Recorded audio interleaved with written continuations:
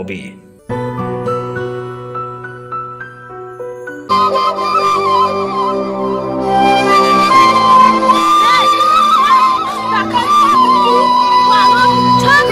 مرکب را تاج بر سربانی به سلطان کنیه کنجی آخیل می رواد که می خرد چونکی خراست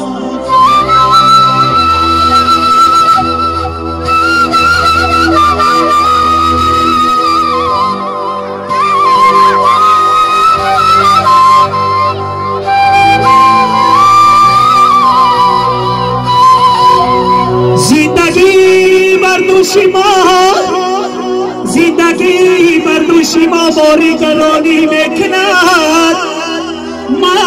مرده با محبت زندگانی میکند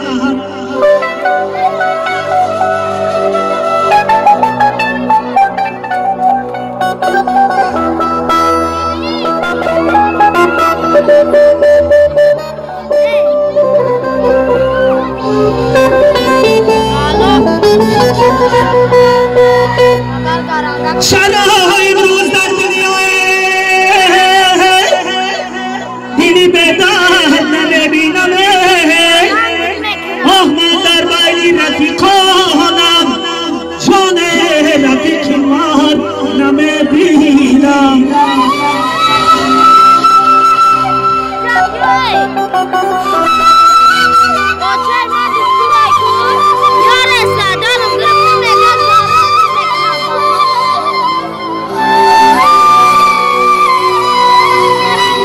زبان ها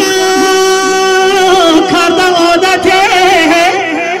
امروز در غیبتی مردمه آه رفیقی بهتر از جان را چرا حیات دلوار در بر نمیبینم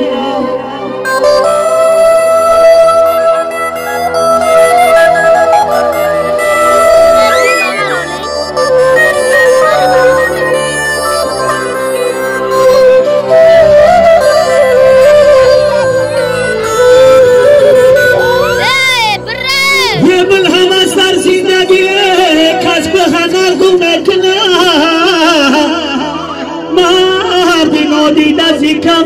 از ذوق سرگو میکنم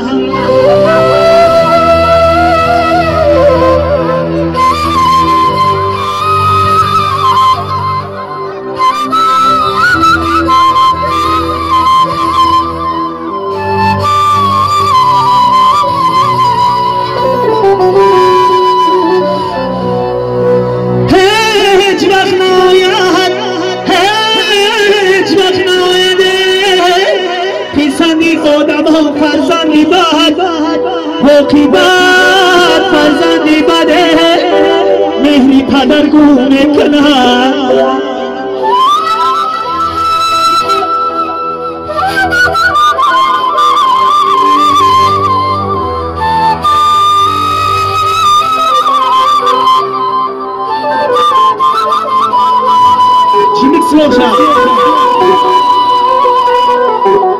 حقیبت فرزندی بده